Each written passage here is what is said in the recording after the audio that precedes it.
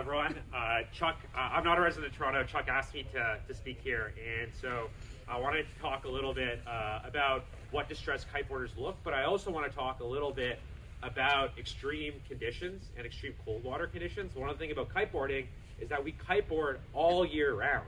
Even in this harbor, I have kiteboarded past water rats when it's frozen, right, on the ice on a snowboard. We have gone in shoulder season when it's half water, half ice, and jumped over icebergs. There's a lot of like crazy cool things that are possible to do on the water, and I wanted to just address some of the safety stuff that the kiteboarders do, and hopefully can draw to your sports as well. And I also have like a bag of goodies with some safety stuff that I usually bring, and I want to talk a little bit about that. But the first thing I want to do before this is just to commemorate like some of the things that have passed. So I was out on the water when Jason passed, when he kiteboarded when that squall came through. And one of the messages that he passed on to me is he told me that he was known to kite for very long periods of time.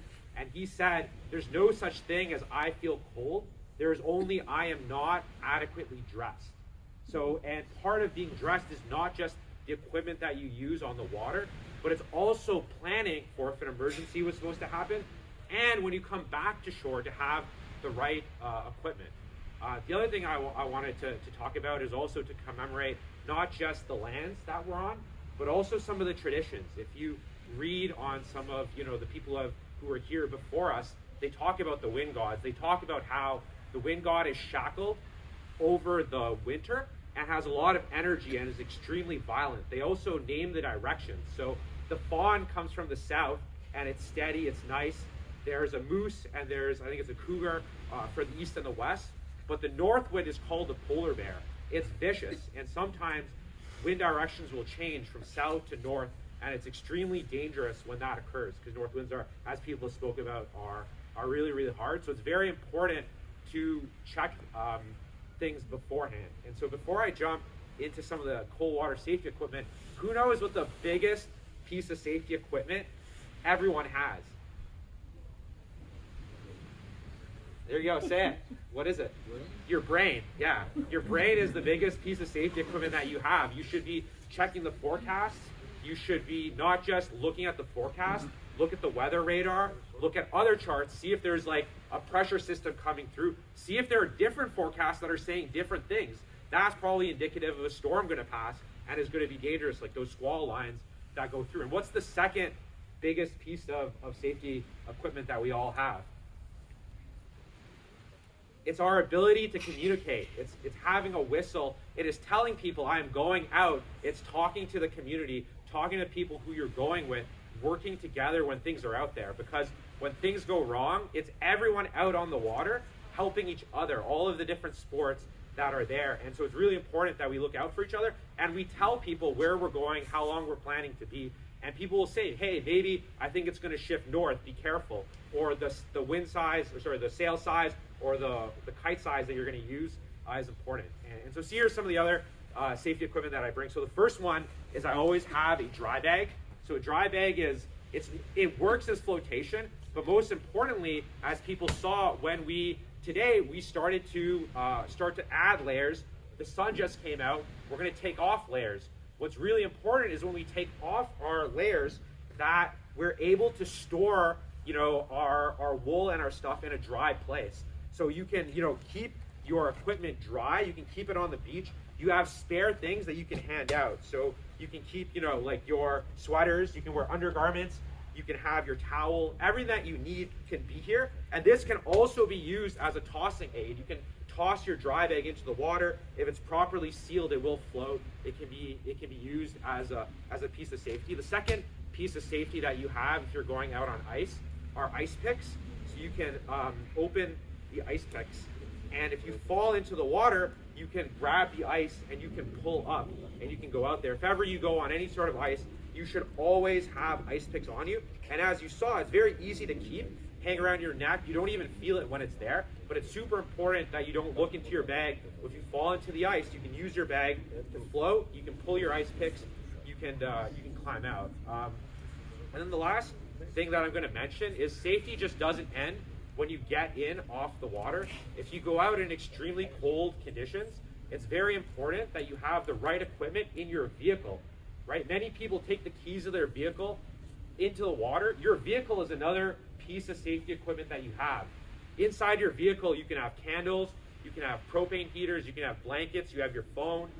It's very important that you lock a key outside of your vehicle in a way that it won't get ice, that you can access on the inside. So that's one.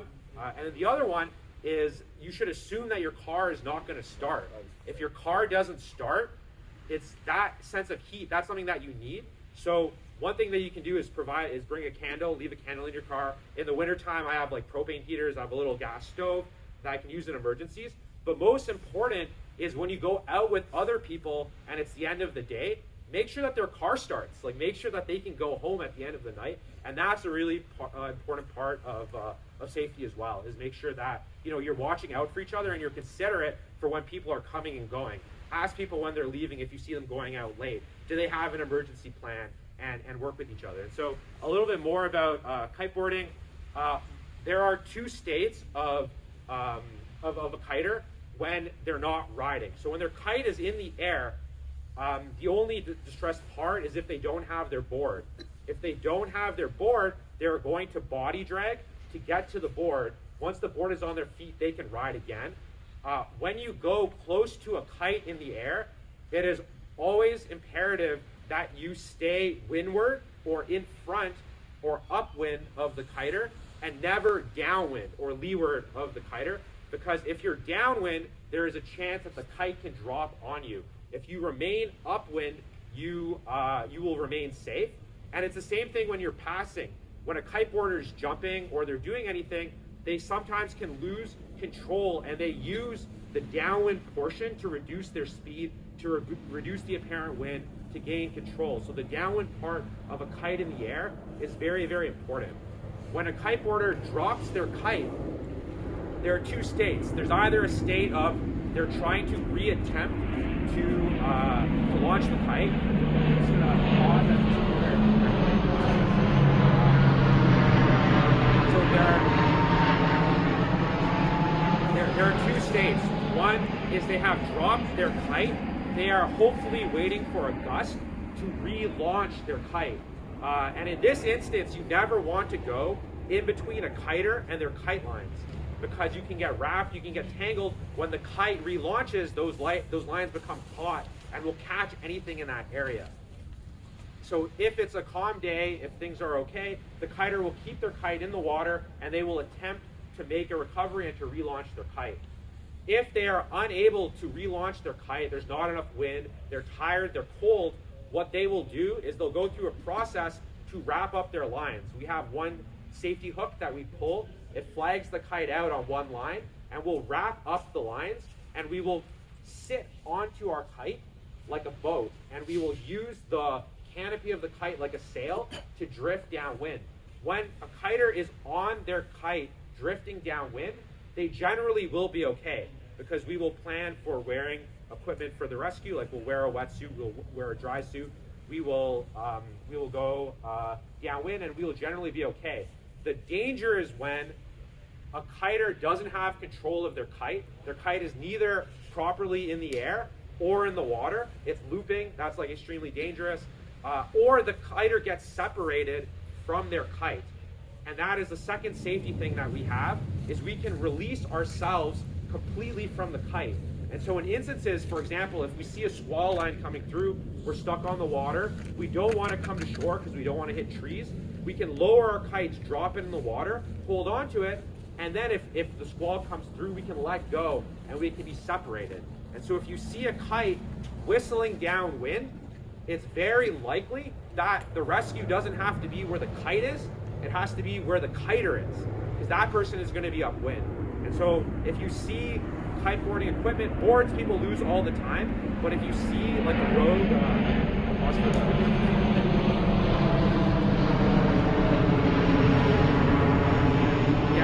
if you see a rogue kite going downwind, it's very likely that the kiter is in distress.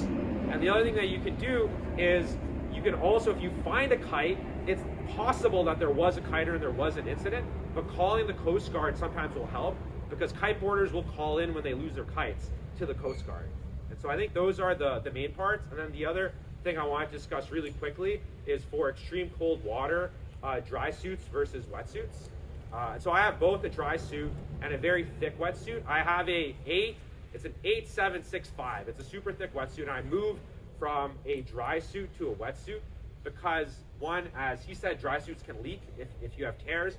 The second thing that occurs is if you bop in the water, so if you jump and you land, the dry suit can burp. The water from the inside of the suit, when compressed by the water, will come out of the seal, and if a wave overtops you, water is going to go inside your dry suit, and then you start to feel cold. And so one of the things that you can do if you want to go to extreme conditions is wear a wetsuit and then put your dry suit on top of it. And then you have both, right? And so in extreme conditions, in normal conditions, you want thin layers and multiple. In extreme cold water, you want to dress for the rescue, not for the activity. So if you go out for an hour, you feel hot, you're sweaty, come in, take off layers, go back out, you're feeling good. Don't get stuck out there underdressed. And that's like the biggest thing, is be prepared. Thank you.